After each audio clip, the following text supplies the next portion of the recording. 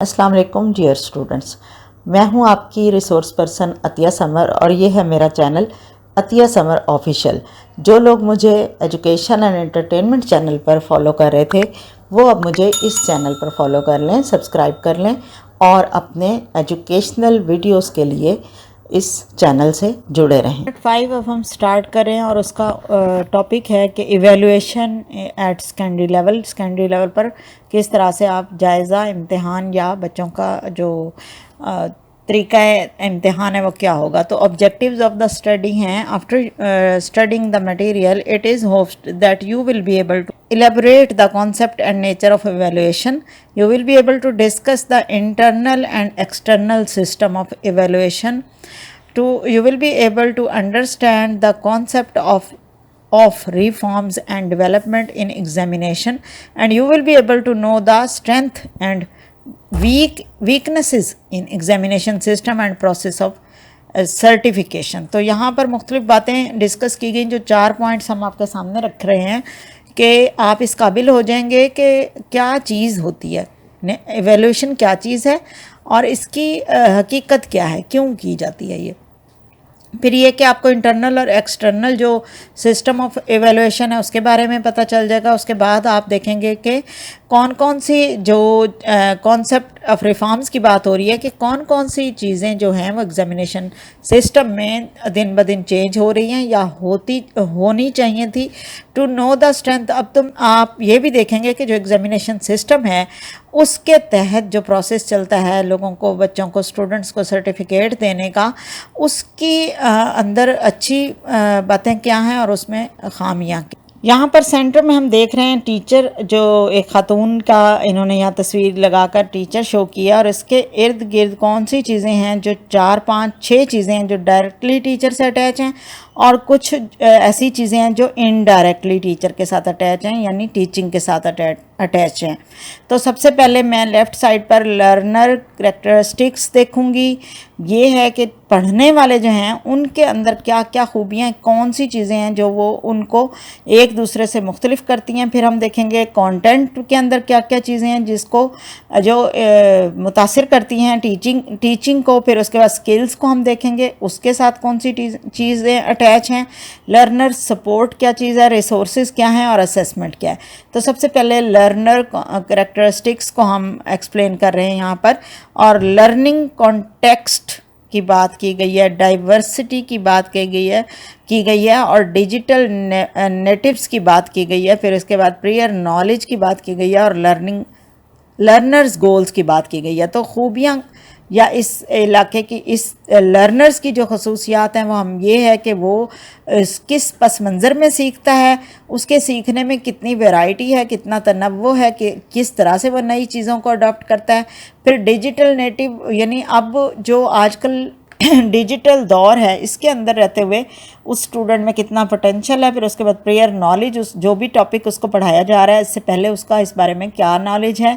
और learners goals, अब आपके तो गोल्स हैं, करिकुलम के भी गोल्स हैं, लेकिन लर्नर जो आपके पास आया उसका भी तो कोई मकसद होगा, वो क्या चीज़ें हैं। ये सारी चीज़ें मिलकर उस लर्नर की खूबियाँ या खसूसियात को शो करती हैं। फिर आगे हम कॉन्टेंट की तरफ, कॉन्टेंट को हम देखते हैं। तो कॉन्टेंट गोल्स इसके साथ अटैच हैं। सोर्सेज, यानी कौन कौन सी वसाइल यूज़ किए जाएंगे इस कंटेंट को पहुंचाने के लिए। स्ट्रक्चर, कौन सा तरीका है जो कि इस कंटेंट का हम पहले कौन सा पार्ट पढ़ाएंगे, दूसरा पार्ट कब पढ़ाएंगे, ये चीज़ें। फिर उसके बाद है क्वांटिटी डेप्थ, यानी कितना मटेरियल स्टूडेंट्स तक कन्वे किया जाएगा और किसी एक, अगर हम टॉपिक की बात करते हैं तो उस पर कितना डीप नॉलेज उनको दिया जाएगा टीचिंग के दौरान। अगेन एक्टिविटीज़ हैं, जो कंटेंट से रिलेटेड एक्टिविटीज़ हैं वो भी कंटेंट कन्वे करने में और टीचिंग ऑफ कंटेंट में हेल्प देती हैं। आगे हम चल रहे हैं स्किल्स की जानिब। तो यहाँ पर है थिंकिंग एक्टिविटीज़ कुछ करवाई जाएँ स्टूडेंट्स की, तो उनके अंदर स्किल्स डेवलप होंगी। फिर डिस्कशन करवाई जाएगी, तो उनके अंदर आपको पता है कौन कौन से स्किल्स हैं जो डिस्कशन के नतीजे में इम्प्रूव होंगी। कम्युनिकेशन स्किल्स हैं, ठीक है। इस तरह थिंकिंग एक्टिविटीज़ में आप देखें कि प्रॉब्लम सॉल्विंग स्किल्स जो है वो डेवलप होगी। इसी के साथ स्किल्स, गोल्स, जो भी गोल्स या ऑब्जेक्टिव्स हैं उस स्किल को सिखाने के वो अचीव होंगे। प्रैक्टिकल एक्टिविटीज़ होंगी, ये सारी चीज़ें चूँकि प्रैक्टिकल ही के ज़रिए स्किल्स जो हैं वो डेवलप कराई जा सकती हैं। अगला हमारे पास जो टीचिंग असिस्टेंट चीज़ है वो है लर्नर सपोर्ट। लर्नर सपोर्ट में देखें काउंसलिंग और scaffolding, feedback, other students. यहाँ पर काउंसलिंग से मुराद लर्नर को जो सपोर्ट दी जा रही है टीचर की तरफ से, वो उसकी काउंसलिंग है कि वो अगर कुछ किसी कॉन्सेप्ट को नहीं समझ पा रहा या किसी परेशानी का शिकार है तो यहाँ पर टीचर उसको काउंसलिंग के ज़रिए वापस उसका इंटरेस्ट बहाल करेगी या करेगा। उसके बाद स्केप फोल्डिंग, उनको पढ़ाने के जो तरीके हैं वो थोड़े चेंज करके देखे जाएंगे।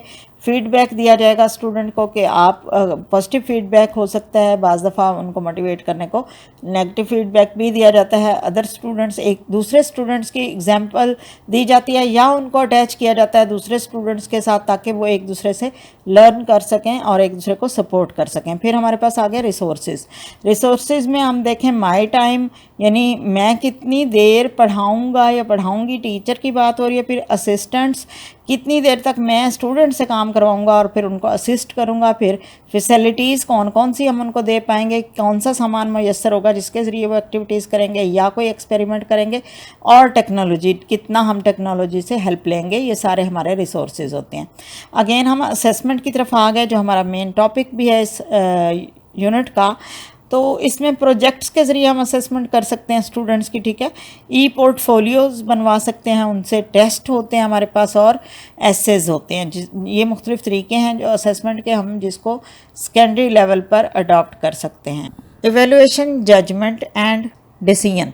जब भी हम कोई जजमेंट करते हैं तो उसका मकसद क्या होता है? यही होता है ना कि भाई फैसला कर पाएँ कि इस स्टूडेंट को हम अगली क्लास में भेजेंगे कि नहीं, या फिर हम इसको इससे अगले स्टेप पर ले जाएंगे कि नहीं, या हम इसको इससे अगला टॉपिक पढ़ा सकते हैं कि नहीं। तो हम देख रहे हैं यहाँ पर राइट हैंड से देखें तो मेजरमेंट है द प्रोसेस ऑफ क्वांटिफाइंग और स्कोरिंग अ सब्जेक्ट्स परफॉर्मेंस। जब ऐसा प्रोसेस, ऐसा तरीका जहाँ पर हम अददी मालूमात दे सकते हैं बच्चे की परफॉर्मेंस के हवाले से। फॉर एग्जांपल इसने 100 में से 50 नंबर हासिल किए, तो ये क्या था? क्वांटिफाइंग, ठीक है। जो स्कोर था हमने क्वांटिटी में बता दिया। असेसमेंट में है the general process of collecting, synthesising and interpreting information. जो भी बच्चे का असेसमेंट की गई तो हम बता सकते हैं कि इसका जो है वो बच्चे के कॉन्सेप्ट क्लियर हैं लेकिन उसके एक्सप्रेशन ठीक नहीं, वो ठीक तरह से बयान नहीं कर पाया, और ये कि उसको अगर मज़ीद इतनी गाइडेंस फराहम की जाए तो फिर ये इस काबिल हो जाएगा कि ये उस जो इन्फॉर्मेशन है जो इसको समझ तो आ गए लेकिन ये उसको एक्सप्रेस नहीं कर पाया तो कर पाएगा। ये ओवरऑल एक असेसमेंट की बात हो रही है। फिर हम देखते हैं राइट हैंड पर तो टेस्ट है।